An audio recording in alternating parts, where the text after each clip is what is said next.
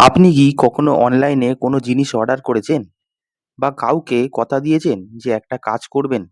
তাহলে আপনি না জেনেই কিন্তু কন্ট্রাক্টের জগতে কিন্তু প্রবেশ করে ফেলেছেন। কিন্তু আইন কিভাবে এই প্রতিশ্রুতিগুলোকে স্বীকৃতি দেয়? আজকের ক্লাসে কিন্তু আমরা সেটাই জানাবো। কারণ আজকের এই ক্লাসটা কিন্তু কন্ট্রাক্ট নিয়েই কিন্তু ক্লাস হবে। নমস্কার, আমি অমিতাভ। আপনাদের সবাইকে স্বাগতম আমার চ্যানেলে অমিতাভ লিগ্যাল নেটওয়ার্কে। আর আজ থেকে শুরু করছি ইন্ডিয়ান কন্ট্রাক্ট অ্যাক্ট 1872 এর সম্পূর্ণ বাংলা কোর্স। এই সিরিজে আমরা সেকশন বাই সেকশন সহজ ভাষায় বাংলা ভাষায় শিখব। পুরো ইন্ডিয়ান কন্ট্রাক্ট অ্যাক্টটাকে খুব সহজ করে শিখব। সেখানে থাকবে গুরুত্বপূর্ণ কিছু উদাহরণ, কেস ল এবং পরীক্ষার জন্য দরকারি কোয়েশ্চেনগুলো নিয়েও কিন্তু আমরা আলোচনা করব। প্রথম বিষয়টা আমরা যেটা জানবো সেটা হলো কন্ট্রাক্ট কি? মানে কন্ট্রাক্ট একটা কিসের বেসিসে আর কি এই বিষয়টা তৈরি করা হয়েছে? তো ইন্ডিয়ান কন্ট্রাক্ট অ্যাক্ট 1872 হলো এমন একটা আইন যেখানে হচ্ছে ২ বা তার থেকে বেশি ব্যক্তির মধ্যে হওয়া কোনো রকম চুক্তির একটা নিয়ম কিন্তু নির্ধারণ করে।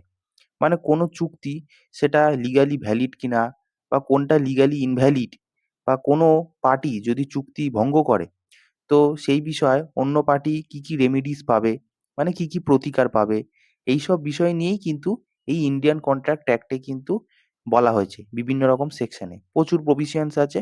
তো এই জিনিসগুলো নিয়েই কিন্তু পুরোটা আলোচনা হবে। যেমন উদাহরণ, ধরুন আপনি ৳৫০০ দিয়ে একটা বই কেনার জন্য অর্ডার করলেন। আর যে সেলার সে আপনাকে বই পাঠাতে রাজি হলো। এখানে কি একজন টাকা দিচ্ছে একটা পার্টি, আরেকটা পার্টি কি সে আপনাকে বই দিচ্ছে। তাহলে কি এটা একটা হলো এগ্রিমেন্ট। কিন্তু এই এগ্রিমেন্টটা মানে যদি সমস্ত আ আইনি শর্তগুলো যদি পূরণ করে এই অ্যাক্টের আন্ডারে তাহলে সেটা হয়ে যায় কন্ট্রাক্ট। তারপর থেকেই সেটাকে আইন কার্যকর করে। ধরুন আপনি টিউশনে যান, তো সেই টিউশনে গিয়ে আপনি হয়তো আপনার টিচারকে ৳২,০০০ দিচ্ছেন। তো এটা কি হলো? আপনি একটা পার্টি, আপনি টাকা দিচ্ছেন কি জন্যে? না যে টিচার সে আপনাকে হয়তো ১ মাস পড়াবে।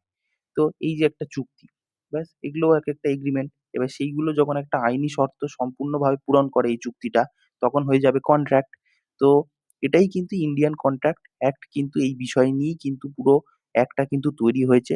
তো এইটুকু আগে আজকে আমরা introduction টা বোঝালাম যে ইন্ডিয়ান কন্ট্রাক্ট অ্যাক্টের বিষয়টা কি।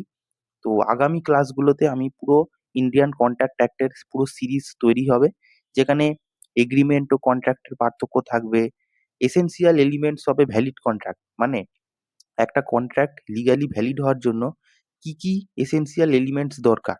যেগুলো থাকলে তাহলেই একটা কন্ট্রাক্ট পুরো ভ্যালিড হবে লিগালি।